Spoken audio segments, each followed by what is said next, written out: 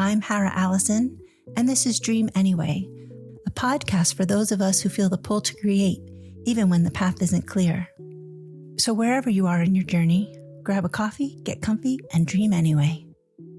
I'm Eve Schutz, and I work in local PR and social media marketing here in Spokane. Awesome. And how long have you been doing that? About 6 years.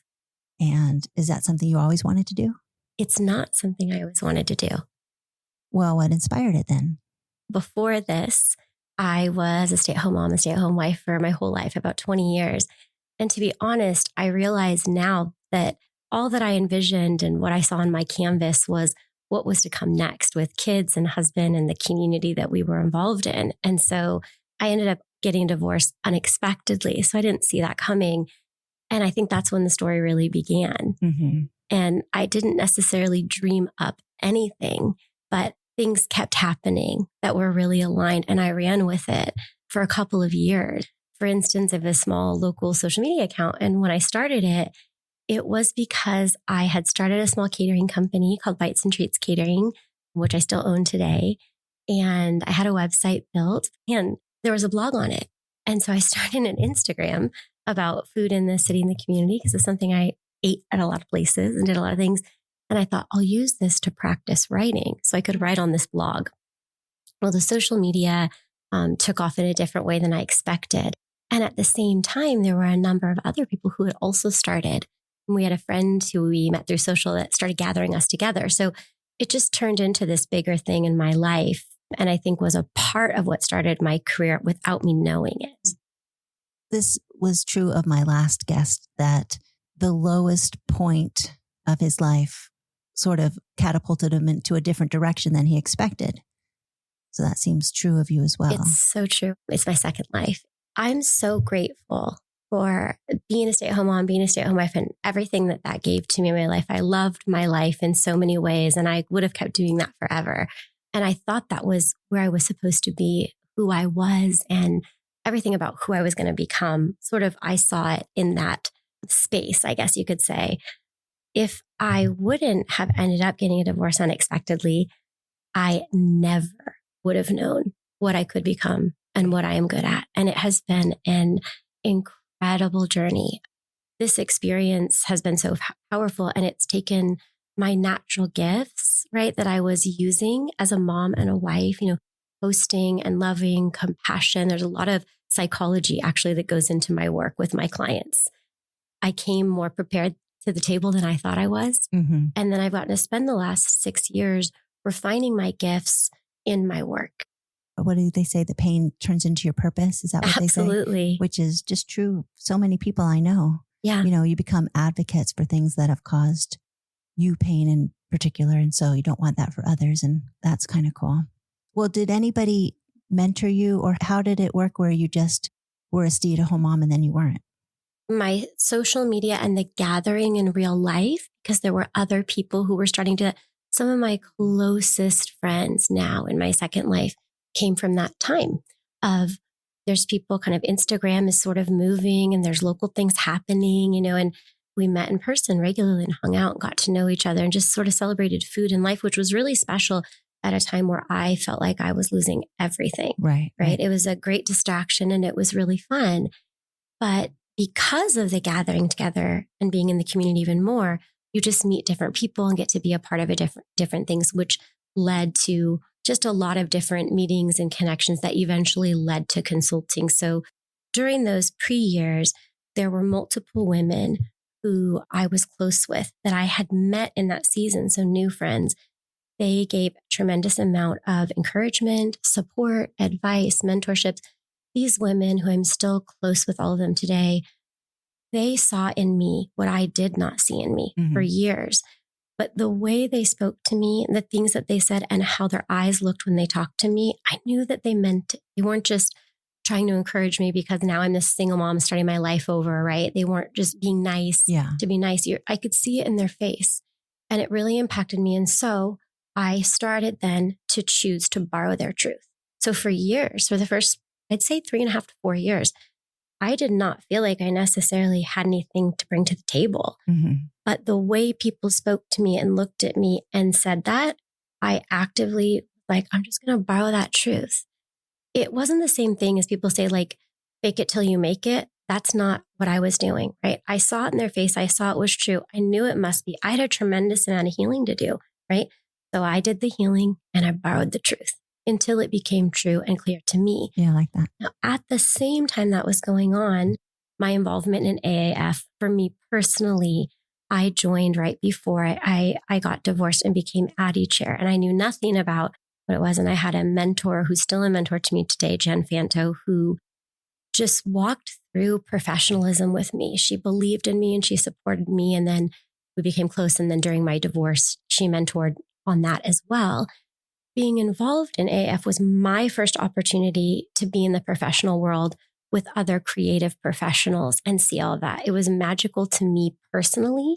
I felt like I was treated like an equal, and I clearly wasn't an equal, right? And it just really impacted my life so much.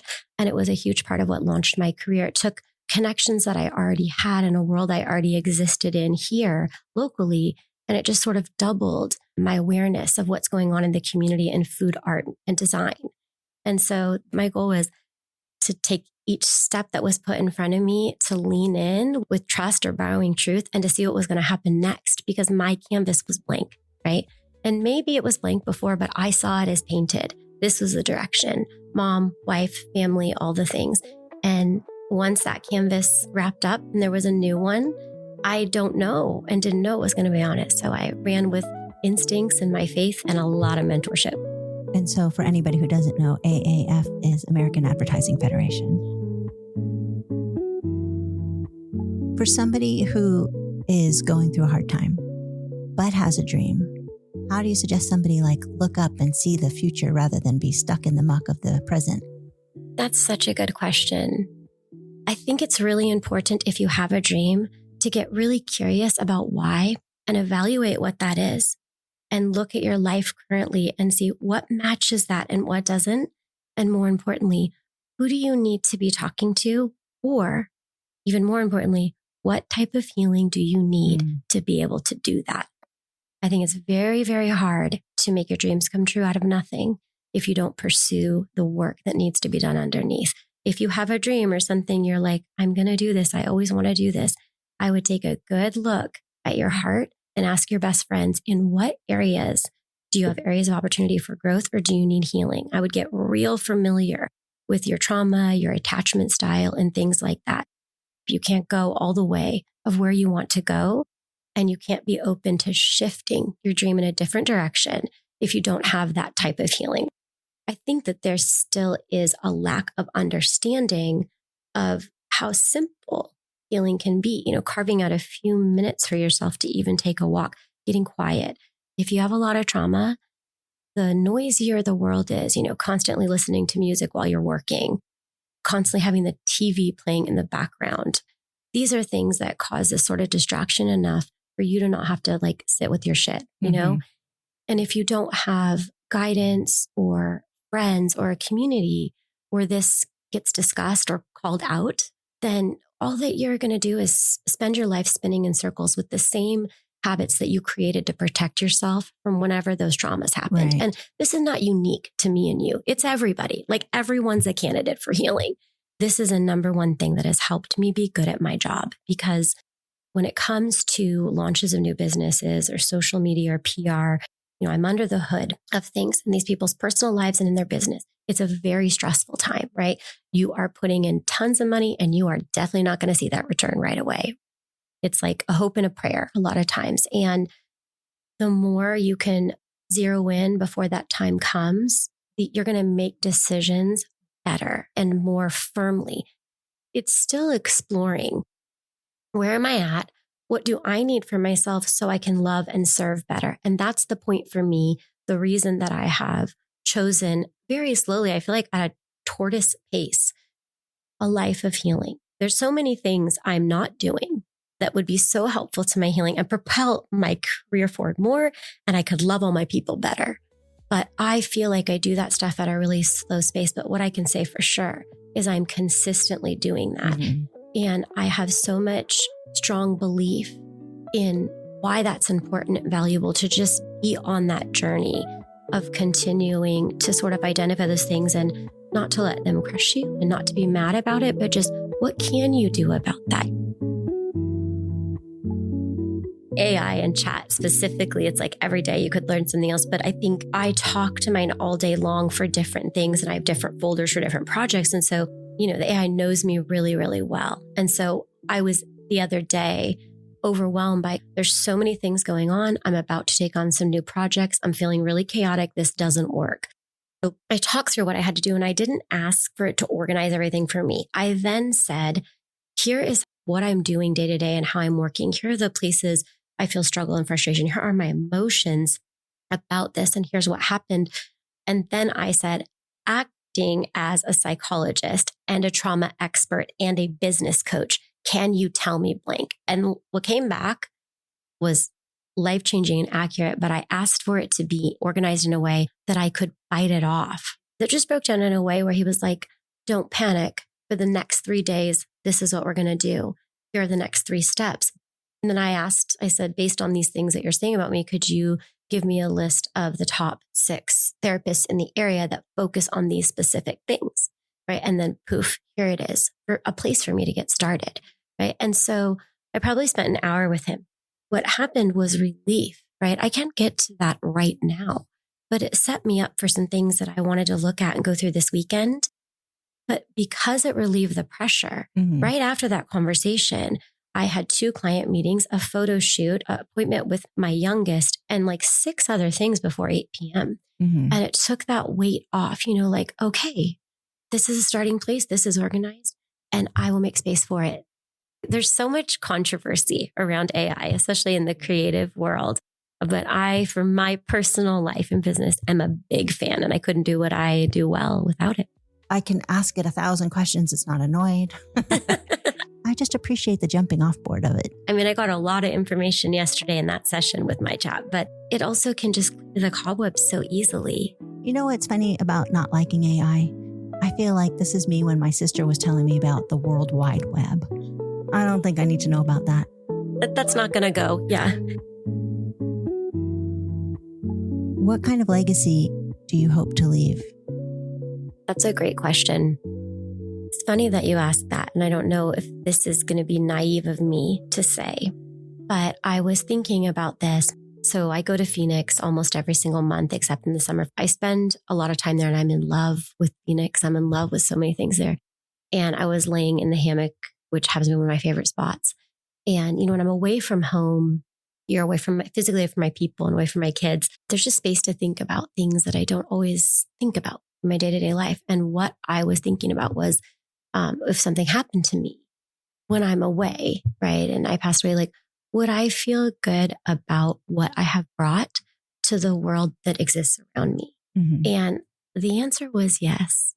And I felt like it's a lot to say as a young 46-year-old. But the reason I say that is that my intent every day and always is to be impactful in moments that help people propel forward, that help people feel seen and heard wherever they're at. When I talk and when I listen, I want the people in front of me to feel something that makes a difference to them in that moment and lasting. And I know that I do that. And the reason I know is because of things that people say to me and about me. And I just sat in the hammock and cried because I thought, man, who gets to say this at 46 that did I do what I want to do here for people? Did I love and serve people in the ways I desire? Or are there a whole bunch of things I haven't done that I need to quickly get done to be impactful before I die? And that answer was no. And so I'm going to keep doing exactly what I'm doing to love and care for people. But that sort of feeling was like humbling and deep gratitude to think, if something happens tomorrow, I know that people feel loved and seen and heard by me. I know for a fact, and I can just be really grateful that that's who I've gotten to be here. Thanks for listening. New episodes drop every Thursday.